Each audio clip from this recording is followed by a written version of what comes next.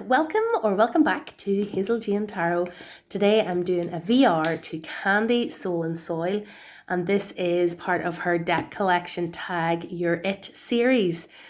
So I'm a bit late to the party with this one, but I haven't had a chance to do filming before now. So this will probably be a quick video because the first category in the deck collection tag that Candy started was dark decks.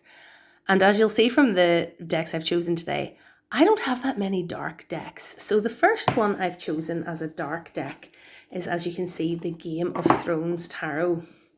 Now, this isn't a dark deck visually, it's not an especially dark deck visually, but as it's based on the Game of Thrones TV series and book series, but primarily TV series because it uses the images of the actors from that show.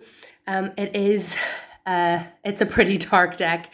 When you know the show and you know the characters and certain characters come up. I have found that doing readings with the Game of Thrones Tarot, my readings have been quite dark. And I tend not to use this deck to read with that often because of the outcomes. Like, I mean, come on. Ramsay Bolton is the devil. Like, he's the worst. So there's no way you could interpret this devil as being like, a self-indulgent night out. Like, it's just, he's awful. And that particular tower, that's the tower that Bran falls from or is pushed from at the very beginning of the series. And, what happens to him is the kind of catalyst for a lot of what happens in the whole story. And, bloody mayhem ensues. So, and yes, the star is a star of hope, but, if you've seen what Sansa's going through at the time where she lights the candle in the window, it's not happy times. So the darkness of Game of Thrones, I feel like the stories behind the images just really permeates my interpretations, and it is quite a dark deck. Whereas by complete contrast, so I'm pairing it here with the Tarot of the Abyss by Anna Turian. So sorry, that's the box of it. And that's a US Games deck. And by contrast, what's dark about the Tarot of the Abyss is the imagery, as in it's black and white, and a lot of the images are quite dark, as in they're just light and dark. But the actual narrative of the Tarot of the Abyss, I don't feel is dark. They're actually it's a very gentle, soft deck by the art, or by the stories that I read in it. But the art is visually quite dark compared to a lot of my other decks. So, to move on with the tag, so I need to tag in another dark deck to pair with Tarot of the Abyss. And again, you're going to laugh probably because I just don't have that many dark decks. So one deck that I have chosen as being kind of a dark deck is the Dreamkeeper's Tarot. And this is the independent edition. And this is the Dreamkeeper's Tarot by, oh goodness, I can't believe I've forgotten. Liz Houston, that's right. Sorry, it came to me before I managed to get to the pamphlet. So I find the art of the Dreamkeeper's Tarot kind of creepy. And one of the reasons is we have these sort of people with detached heads or body parts, or like you can see there's like a little tiny person in the neckline of that dress.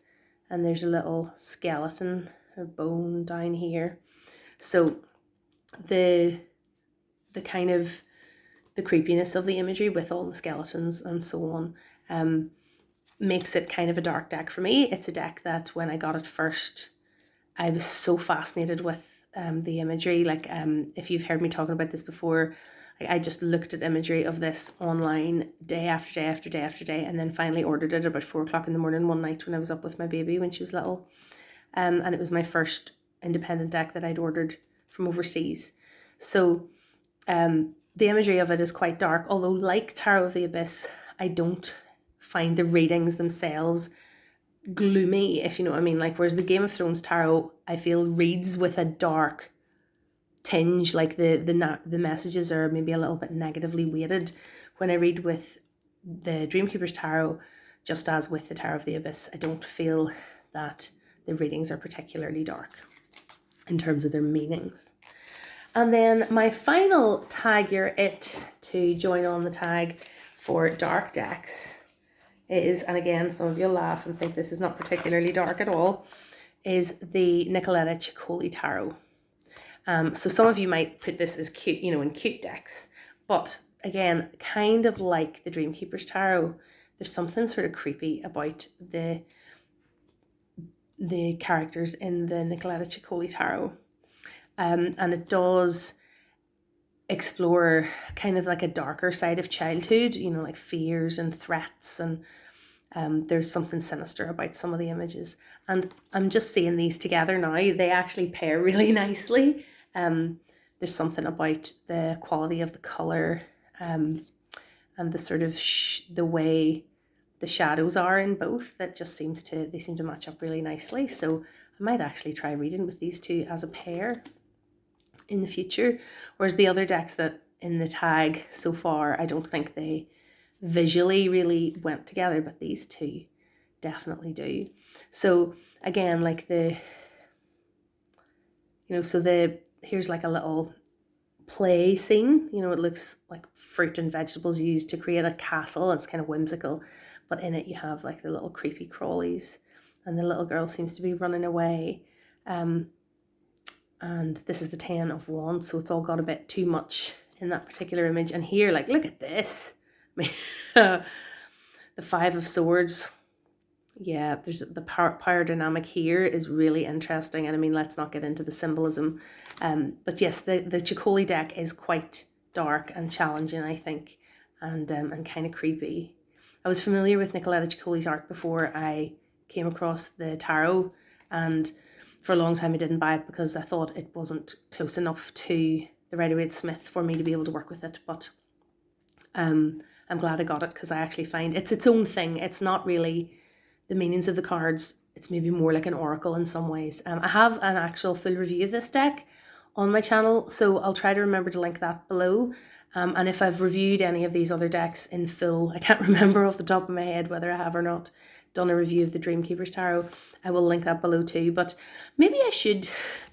I have a lot of decks that I haven't filmed proper reviews of yet, so if you'd like to see full reviews of any of these 4 decks, well, apart from this one because I've done this one already, please let me know in the comments below. This is one of my favourite cards in this deck. Isn't that amazing? So that's it for dark decks from me. Not many. And I'll be back with the next installment soon. Bye.